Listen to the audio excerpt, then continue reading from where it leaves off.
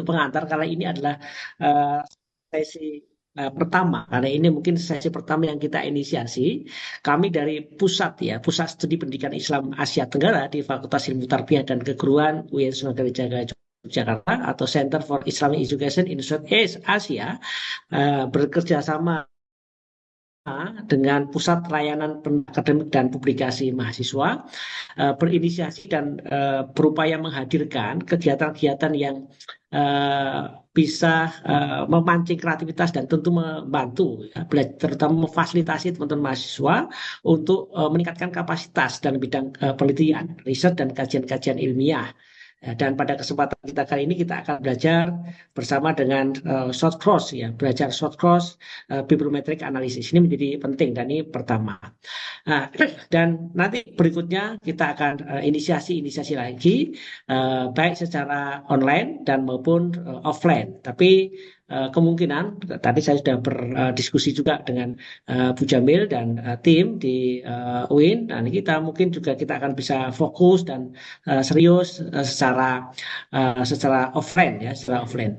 Dan selain itu ya, tentu kami juga me-invite, ya, mengundang teman-teman semua dari ini pesertanya dari beberapa tempat ya, tidak hanya dari mahasiswa Sunan Kalijaga saja, tetapi dari beberapa perguruan tinggi dan beberapa daerah. Ada yang dari UP, juga ada dari Manado, ada yang dari Sumatera, dari Kalimantan, dan banyak juga yang sesuai dengan laporan dan kemarin saya lihat daftarnya.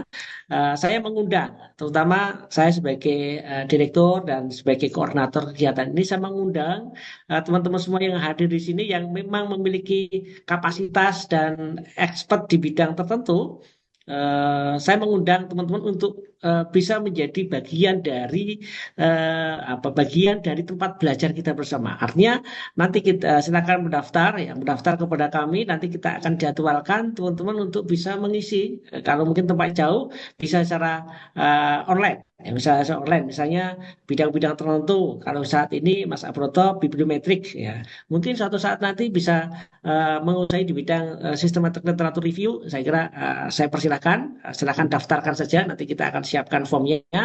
Mungkin juga menguasai di bidang smart PLS atau SPSS, GSAP atau item response theory dan seterusnya. Ya, hal-hal yang penting yang terkait dengan belajar bertumbuh bersama, belajar bersama, sharing bersama, itu kita akan buka secara luas. Ya, terutama ini adalah bagian dan inisiasi kita memberikan kontribusi ya, menyumbangkan dan memberikan kontribusi menghadirkan nuansa akademik, menghadirkan belajar bersama dengan teman-teman sharing knowledge ya kepada bersama dengan teman-teman yang lain. Saya kira begitu. Saya terima kasih ya atas partisipasi teman-teman semua.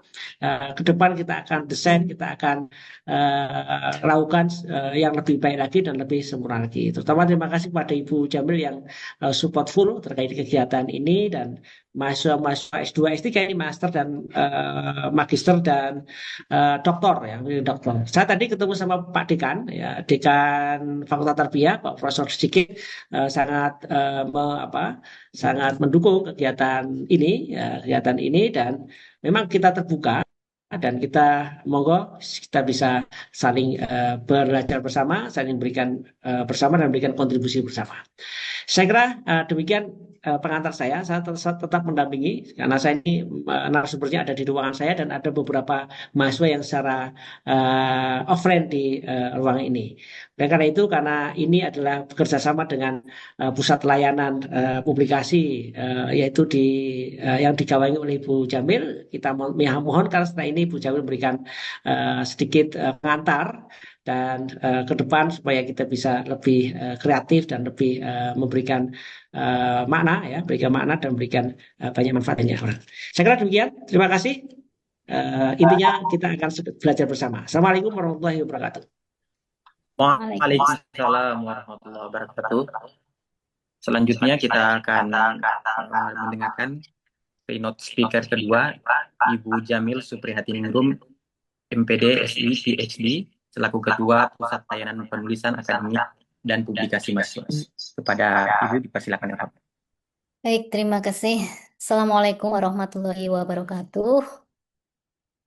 Yang Ya, pertama dan ya. utama tentu saja ya, yang kita hormati bersama Profesor Dr. Imam Mahali sebagai Ketua Pusat Studi Pendidikan Islam Asia Tenggara atau CIESA, Mas Abroto yang berkenan memberikan materi, serta Mas Aris yang dengan senang hati berkenan menjadi moderator pada acara pada siang hari ini, sekaligus teman-teman yang saya banggakan ini tadi sudah disebutkan oleh Prof Imam ya, ternyata banyak dari luar target kita, karena kan sebenarnya kegiatan ini kan awal tujuan besarnya adalah untuk membekali mahasiswa S2 dan S3 yang ada di Fakultas Ilmu Tarbiyah dan Keguruan pada khususnya gitu ya, tentang kapasitas. Jadi untuk meningkatkan kapasitas-kapasitas yang berkaitan dengan riset gitu. Nah, jadi salah satu yang kemudian diinisiasi oleh Prof. Imam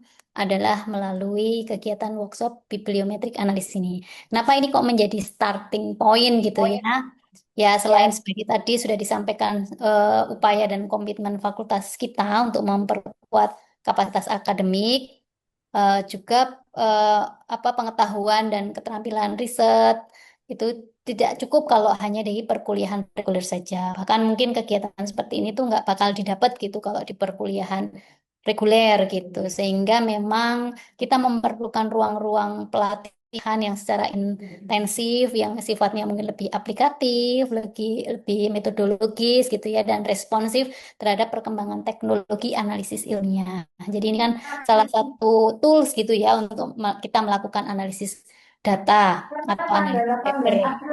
Nah, ketika kita kaitkan dengan konteks pendidikan di pasca sarjana, tentu saja kemampuan membaca literatur itu kan berbeda dengan ketika mahasiswa masih S1 gitu ya, karena literatur yang digunakan biasanya dituntut lebih banyak, lebih variatif dan tentu saja lebih berkualitas, sehingga kemampuan membaca literatur ini menjadi kompetensi kunci. Nah, tantangan sekarang itu kan bukan sekedar mengumpulkan referensi gitu ya, tetapi bagaimana kita bisa memetakan struktur intelektual di bidang yang kita tekuni itu. Siapa penulisnya, bagaimana pola citasi itu berkembang, tema apa saja yang sekarang sedang hype, sedang in gitu ya, yang dominan, dan di mana kemudian kita bisa melihat letak research gap yang bisa kita kontribusikan gitu. Nah, sehingga melalui analisis bibliometrik ini harapan kami juga nanti teman-teman mahasiswa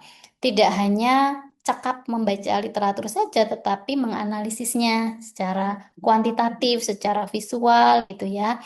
Nanti kalau tidak salah, semoga waktunya juga cukup ya, akan ada dua software atau dua aplikasi yang akan digunakan, Biblio Shiny dan Viewer gitu ya, sehingga nanti peme- berlatih memetakan jaringan kolaborasi dan citasi antar paper, mengidentifikasi klaster, tren penelitian gitu ya, dan memperkuat ketika nanti teman-teman menyusun paper atau menyusun proposal tesis disertasi itu, posisi novelty kita itu tidak hanya argumentasi saja, tetapi memang based on data gitu, sehingga akan memperkuat alasan kenapa kok penelitian yang kita lakukan ini penting gitu. Jadi sekali lagi, eh, dengan adanya pelatihan-pelatihan ini, kita juga ingin mendorong teman-teman mahasiswa untuk melahirkan semakin banyak publikasi-publikasi ilmiah yang lebih terstruktur, berbasis data, dan tentu saja punya potensi lebih besar untuk dipublikasikan di eh, database internasional seperti Scopus, WOS, dan lain sebagainya gitu. Jadi kami selain tadi mengapresiasi teman-teman yang mau terlibat, juga tentu saja teman-teman yang sudah berkenan hadir gitu ya. Antusiasme teman-teman ini membawa semangat tersendiri bagi kami untuk selalu menyediakan dan mengevaluasi setiap kegiatan untuk menjadikannya lebih baik dan lebih baik lagi. Oke. Saya kira itu Mas Aris apa yang bisa saya sampaikan. Mari kita belajar bersama. Semoga apa yang kita pelajari memberikan berkah dan manfaat untuk kita semua. Saya akhiri. Assalamualaikum warahmatullahi Waalaikumsalam wabarakatuh. warahmatullahi Waalaikumsalam warahmatullahi wabarakatuh. wabarakatuh. Ibu Jamil Suprihatin Ningrum. PhD. Selanjutnya ini adalah acara utama, acara yang kita tunggu-tunggu. Kita akan diberikan materi oleh Bapak Abroto MPD mengenai tema-tema kali ini. Kepada Bapak Abroto MPD, disilakan dengan hormat. Baik, terima kasih atas kesempatannya Pak Aris Daud Armed Daud Al-Kahar ya. Enggak rancu ya Mas Aris ya panggil Bapak ya. Oke, baik, bismillahirrahmanirrahim. Eh, Alhamdulillah wassalatu wassalamu ala Rasulillah Sayyidina Muhammad ibni Abdullah wa ala alihi wa sahbihi wa man tabi'ahu wa mawalah. Rabbi shrah li sadri wa yassir li amri wa hlul 'uqdatam min lisani yafqahu qawli amma ba'du. Segala puji bagi Allah yang telah memberikan kesehatan kepada kita semua sehingga kita hari ini diberi kelancaran, kemudahan dalam segala urusan kita sehingga pada siang hari ini ya dalam keadaan berpuasa kita bersama berkumpul dalam satu niat yaitu saling berbagi pengalaman atau pemahaman. Di sini saya tidak niat menggurui karena saya rasa di sini lebih banyak yang layak menjadi guru-guru saya, dosen-dosen saya dan bahkan jauh lebih senior dari saya ya. Jadi di sini sifatnya saya hanya sharing saja berbagi pengalaman yang telah saya temukan eh, kemudian nanti semoga memberi apa namanya manfaat bagi kita semua dan bisa meningkatkan potensi akademik kita baik berkarir sebagai dosen ataupun sebagai seorang peneliti. Sebelumnya yang saya hormati Ketua atau Direktur CISA Prof. Dr. Imam Mahali, kemudian yang saya hormati juga Ibu Jamil Suprihatiningrum PhD, kemudian ada Ibu Kepsek Prodi kita juga hadir di sini, ada Ibu Sinta. Terima kasih Ibu Sinta sudah ikut nimbrung bersama kami dan mengawal ternyata proses seminar kita hari ini. Mohon izin Ibu Sinta, kita presentasikan makalah kita pada hari ini. Saya izin share screen Bapak Ibu ya. Mohon maaf saya tidak bisa sebut namanya satu persatu, tapi insya Allah semuanya saya hormati dan saya hargai semuanya. Semoga ini bisa jadi pelajaran kita buat bersama. Oke.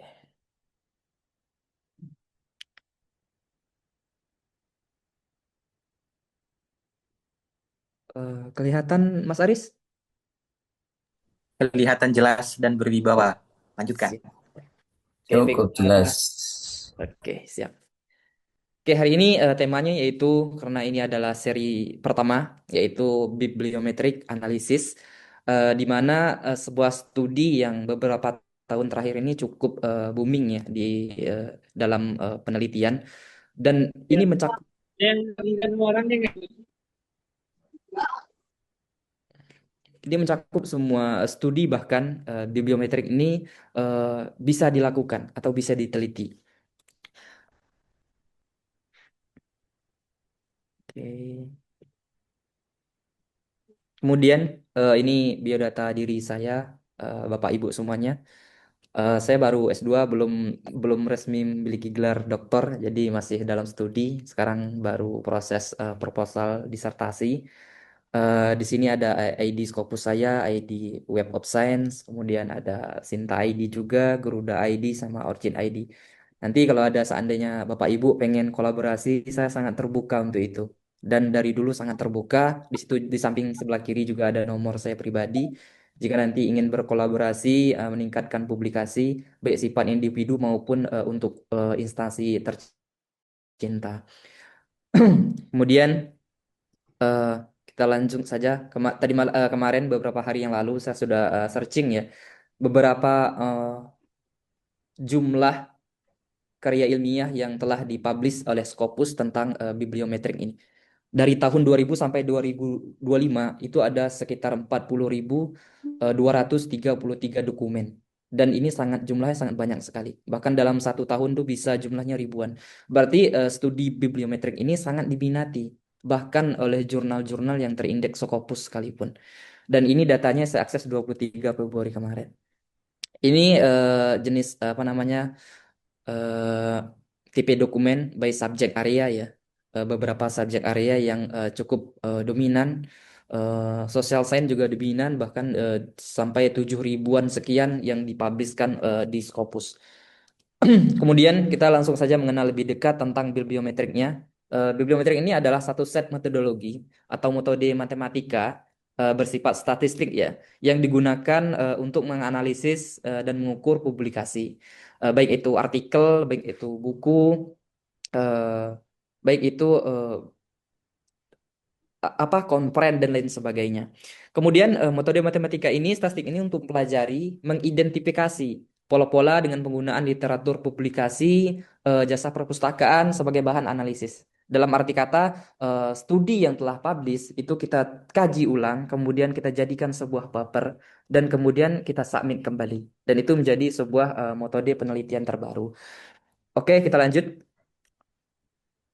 Kemudian apa sih pentingnya bibliometrik? Nah, studi ini menyajikan topik yang dibahas, penulis yang dikutip, lembaga yang paling produktif, dan banyak lagi analisis lainnya. Sehingga sebuah penelitian ini tuh kita bisa mengelompokkan mana tentang studi Ini semua tertentu ya. tempatnya komen, Dun.